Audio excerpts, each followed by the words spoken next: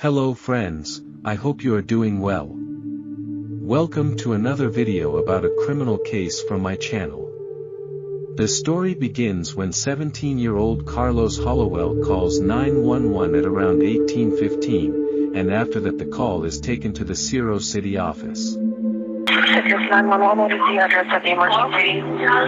4419 Southwest Fourth. I need someone to meet you right now. Okay, tell me exactly what's happening. Okay, oh my god, okay. Carlos describes a horrifying scene to the police. He finds his mother, Denise Hollowell, in bed, asleep, with an axe stuck in her head. Just stay on the line with me, okay? Okay. Very quickly, the emergency responders went to the address that Carlos gave them, and first of all, they find Carlos, who is very distressed. Then they see Denise, who is lying motionless on the bed and does not show any reaction. Around 6:50 p.m.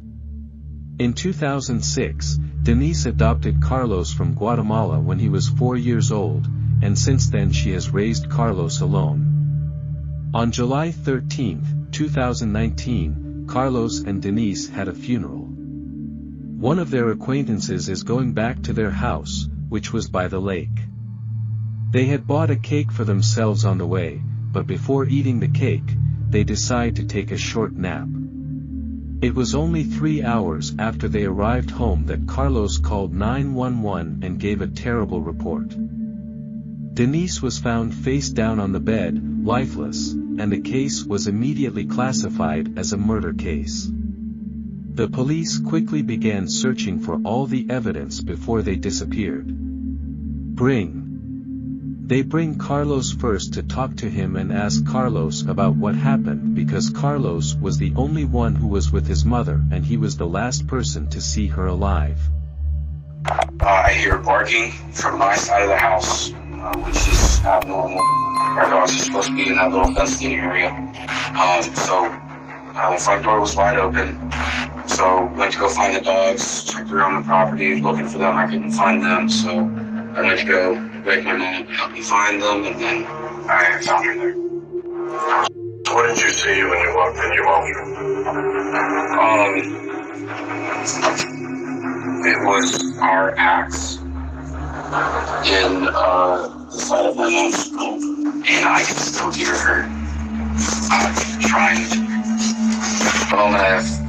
and we've been through a lot together, so, I mean, there's nothing I wouldn't do for her or anything, so,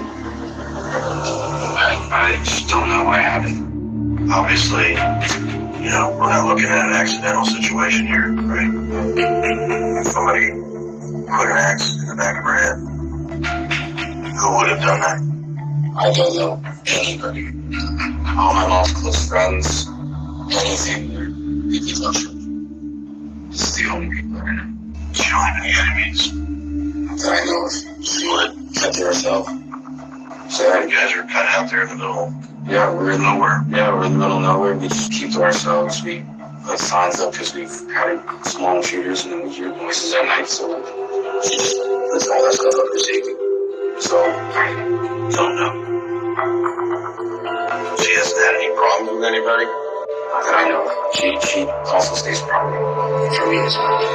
I only know what I'm talking about. A strange thing that can be seen in Carlos is that this young man, while his mother has just died and saw his mother's body with an axe in her head, but he does not seem upset at all, and this makes the detectives suspect him. The real evidence focuses, so they listen carefully to the detailed story of what happened that day. If they can confirm Carlos's story, then they can spend their time and focus elsewhere. Now the detectives ask Carlos. They ask what they did when he and Denise got home. We both decided to take our nap. She went into her room, I went into mine. And I watched a couple of things on YouTube and fell asleep and got up again and texted people and fell back to sleep. Usually we stay in there for about 2-3 hours to give ourselves time. It's our own separate time throughout the day. So you don't know if she left to go anywhere else or something? I don't. I usually don't know. A heavy sleeper and I sleep on that side of the house. Her car's where the garage is, so I usually can't hear it. Nor do I now. I usually have something playing in the background to help me fall asleep. Do you remember at any time what time you went to bed, or taking a nap? No. The only thing I remember was waking up to this dog barking next to my room, which was Trying to give you plumbing until like 8. I didn't know what to do. I just shook her, wasn't responsive except just breathing. I don't know what to do. I don't want to do something stupid or take it out. She's needs to touch or something. The detectives are now sure that Carlos is not telling the truth and one part of what he said is not true and there is a trick at work. Considering Denise's injury, it is very hard to believe that she could still be breathing, but as Carlos explains, Denise was breathing. The police suspect that Denise may have died before Carlos called 911.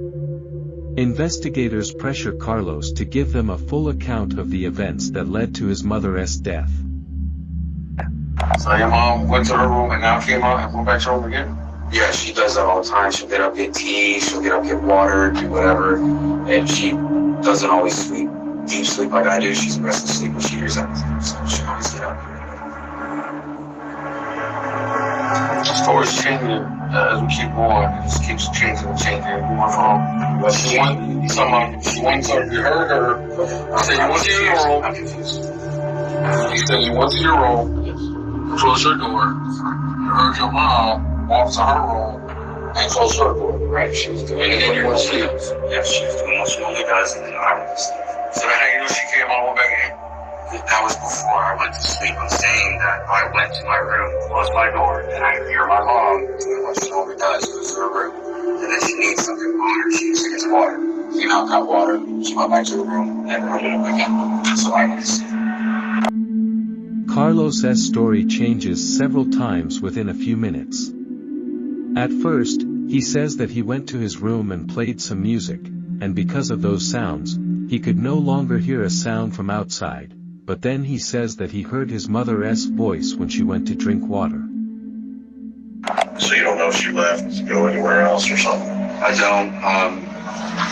I usually don't know. I'm a heavy sleeper, and I sleep on that side of the house where where the garage is, so I usually can't hear it. Nor do I know. I usually have something playing in the background. Carlos's story is contradictory, and it is as if he is trying to go back again. Because when someone tells the truth, he tells his story in a simple and fluent way, and the details of his story are always clear, but the person who tells a lie tries to move forward according to his previous statements, and usually after a while, inconsistencies appear in his story. Such inconsistencies are a warning sign for detectives. So her room should have a cup of water? I don't know what she got. I don't know. I was in my room, so I have no idea. That's just her usual routine. This is going off of what she normally does, her everyday thing. Her normal routine, but what did you actually hear? I just heard her say I can normally tie my shoes, but, you know, I don't mean I already had tied my shoes. Well, she just went into the kitchen. I usually know she gets water. She gets dehydrated, and sometimes she doesn't bring it with her, so she'll drink it there. So she'll have her water cup next to her medicine. She'll just get a drink and go back to bed. Or do whatever. She'll get tea. I don't know. Because I mean, like, Like bottled water or something? it's in a jug. You fill our waters. And we keep it in the fridge. Let's step out for a minute. Hang this real quick. About 50 minutes after the interview, both detectives leave the interrogation room, leaving Carlos Hollowell alone. After a 20-minute break, the detectives return to the interrogation room with new details. They now realize that some time ago, Carlos, the reason for the attack on his mother, was reported to the police authorities because of the severe blows he inflicted on her. He beat his mother with such force that he broke her hand. Karaki tells Carlos that you had a domestic violence report a few months ago, but Carlos says no, it wasn't very important and he and his mother had exaggerated the issue. According to Carlos, he was not getting good grades in school, That's why his mother was upset with him and they had a fight about this a while ago. Carlos says that his mother used to hit him hard and with everything she could reach Carlos's back, and even sometimes she also hits him in the face. The detective asks Carlos, "Does your mother hit you with a stick or something special?" And he also says no, nothing that he has at hand. Carlos says that it has been going on for years and finally this situation had to change somewhere, he had to do it himself. Was defending.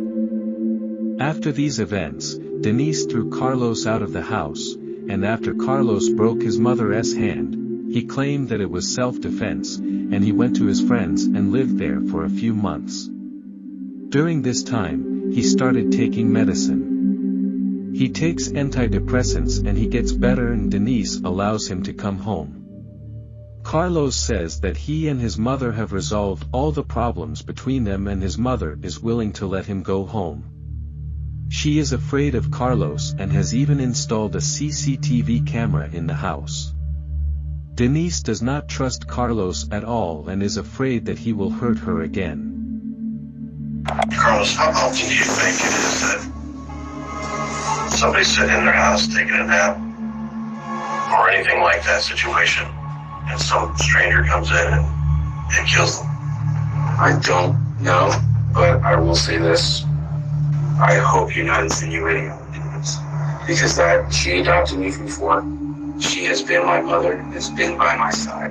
What my inference was, is that rarely ever happens. Okay. That rarely ever happens, and what I'm trying to lead to is that 99.9% of the time, it's a family member, or a close friend, or a lover, or something like that. As the interrogation progresses, Carlos becomes more and more restless, as he slowly realizes that he has turned from a vulnerable child who has just lost his mother into a prime suspect in the investigation. I don't know what you guys are trying to get out of me right now, but I didn't do anything and would never do anything to my mother like that. As much as we used to bicker and get back at each other, fighting sometimes, and then peace, and then back and forth, and then peace again, never. Never in a million years would I ever think. Carlos was very calm and confident at the beginning of the interrogation, but when he was confronted with direct accusations, he showed signs of anger and concern. You're putting on a pretty good show. A show? Yeah, you're putting on a really good show. A show? Yeah. How's this a show? Now the detective explains to him that Carlos's behavior is exactly like that of an antisocial person. He says that you are trying to show yourself upset, but Carlos doesn't give in and says that the one who died is my mother and I am really upset. But the detective tells him that you are not at all. You don't have the feelings of a normal person. DCF's gonna have to figure out where you go. When am I getting really stitches in? I think I just told you it takes a little while. Alright? So it's gonna be a bit. The police don't have enough evidence to keep Carlos there, and they can't definitively accuse Carlos of murdering his mother, and since Carlos is only 17 years old, they have to hand Carlos over to the Department of Children and Families. Hello. Hi. How are you? At the same time that the police were looking for evidence to prove it, Carlos was posting on social networks to mourn and commemorate his mother. During the mourning, he received many encouraging comments. 9 weeks after Denise's murder, Carlos returned to the interrogation room. This time, the detectives tell him that there were inconsistencies in his story, and they asked him if he went outside the house or the backyard at the time of his mother's murder, and Carlos said no. I just went to my mother's room and there was my mother's body. I saw her and called the police, and the whole time, I had my phone with me and I was in front of my mother's body. Now the detective says that we checked and tracked your cell phone and you were in contact with the Lakeside police the whole time, but Carlos denies this. The detective says that we have evidence against you and a box full of evidence on the table. He says that Carlos immediately gets a lot of anxiety. After checking Carlos's phone, the detective found out that it was Nasdaq who called the police, and this is the opposite of what Carlos said. This clue makes the police do more research about Carlos' activities by the lake. Therefore, they send a diving team there and they find Denise's CCTV cameras and Denise's cell phone in the lake behind the house. The detective says that both the camera and your mother's phone were in the lake, and that doesn't make any good sense at all. He encourages Carlos to tell the truth so that at least he can get Carlos off the hook. The cops now tell Carlos that his cell phone data, it shows that he didn't sleep at all that day, contrary to his previous statements, and now, despite all the evidence, Carlos finally decides to tell the truth. He says that he went to the parking lot that day and picked up the axe, and that's the only thing he remembers. He says, I remember that I sharpened the axe, but I don't know if there was a fight between us or not, and when I came to myself, I saw that I had stuck the axe in my mother's head. After Carlos confessed to murdering his mother, the investigators continued to interrogate him to find out the motive of this crime. According to Carlos, who explains how he killed his mother, he seems to have completely lost control at the time of Denise's murder. How long are we gonna be here? I don't know, Alright, take me you're going to, what's out here at Treasure Bird? to jail? Yeah. Carlos Hollowell is charged with first-degree murder. He does not receive the death penalty because of his young age. But his trial was held in July 2021, when he became an adult. Carlos is guilty of the first-degree murder of his adoptive mother, Denise. He was recognized and sentenced to life imprisonment without the possibility of parole. Thank you for being with me until the end of the video. Please subscribe to the channel and set the bell to all so that you will be notified as soon as the new video is released. Please like the video because it helps to grow the channel for you. We are waiting for your comments about this case in the comments section so that you can take care of yourself with another case and another video.